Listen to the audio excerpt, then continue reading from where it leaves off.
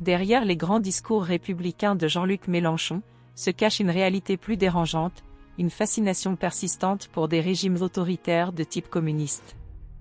Mélenchon ne rêve pas de république parlementaire.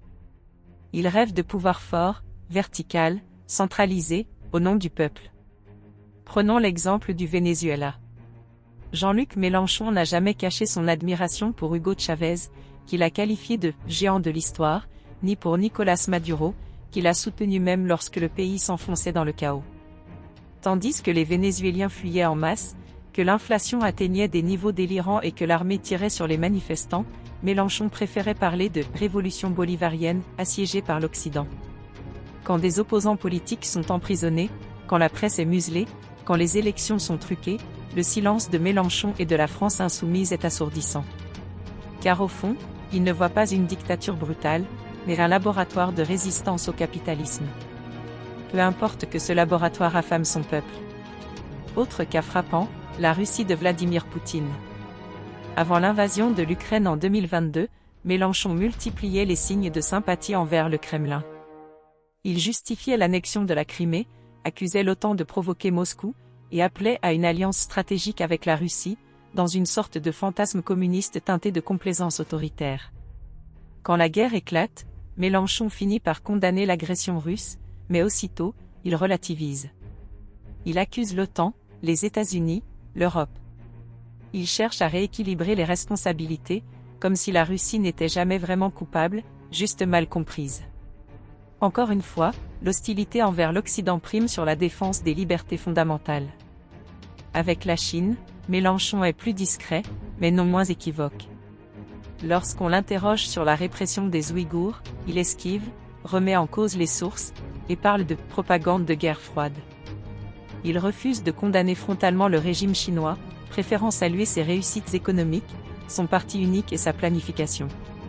C'est là encore un schéma récurrent. Quand un régime autoritaire est efficace, Mélenchon est prêt à tolérer ses crimes.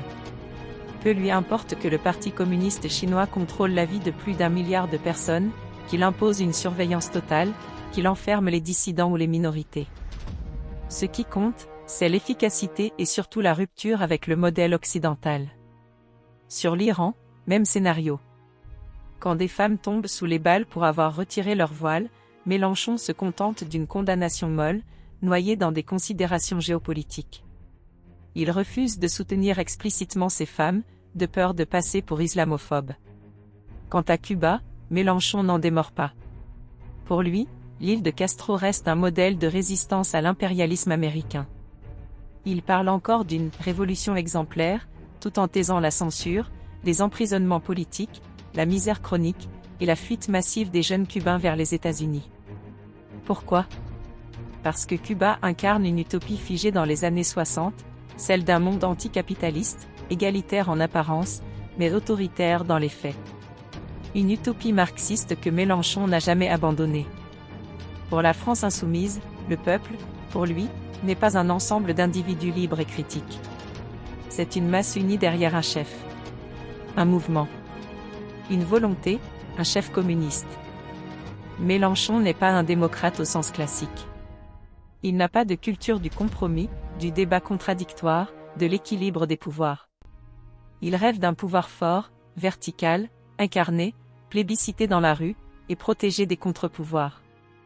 Il accuse les médias, les juges, les opposants, l'Union européenne et la finance, de tous les maux. Il veut purger, remplacer, reconcentrer. Comme s'il rêvait d'un pouvoir personnel, sans entrave, où la parole du peuple se confondrait avec la sienne. Lors de l'élection présidentielle de 2022, Mélenchon a été battu au premier tour.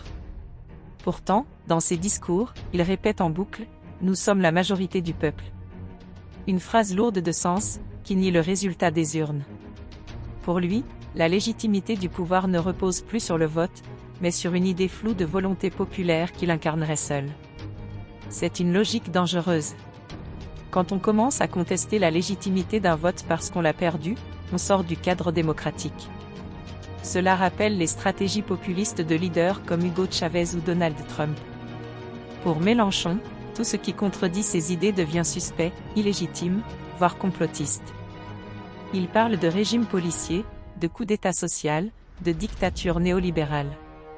Un vocabulaire guerrier, déconnecté de la réalité, qui vise à attiser la haine plutôt qu'à construire une alternative. La presse libre est l'un des piliers de toute démocratie. En interne, LFI mène une politique de boycott et de délégitimation de nombreux médias, France Inter, Le Monde, Le Figaro ou encore BFM TV sont désignés comme complices du système. Un discours digne des régimes autoritaires, où la presse est soit aux ordres, soit qualifiée d'ennemi du peuple. Valeurs actuelles n'est pas un journal, c'est un tract d'extrême droite, scanda un élu LFI en pleine manifestation, devant les caméras. Dans les manifestations d'extrême gauche, des médias comme Frontières se font menacer. Plusieurs élus et proches de LFI ont été accusés de propos ou de connivence anti-juive. Daniel Obono, par exemple, a refusé de qualifier le Hamas de groupe terroriste. Mélenchon lui-même, après l'attentat antisémite de 2019 à la rue des Rosiers, a affirmé qu'il y avait une tentative de manipulation politique du communautarisme. En 2023, il a accusé le CRIF, Conseil représentatif des institutions juives de France, de faire de la provocation communautaire. Dans le même temps, il a fraternisé avec des militants islamistes radicaux lors de certaines manifestations contre la loi sur le séparatisme.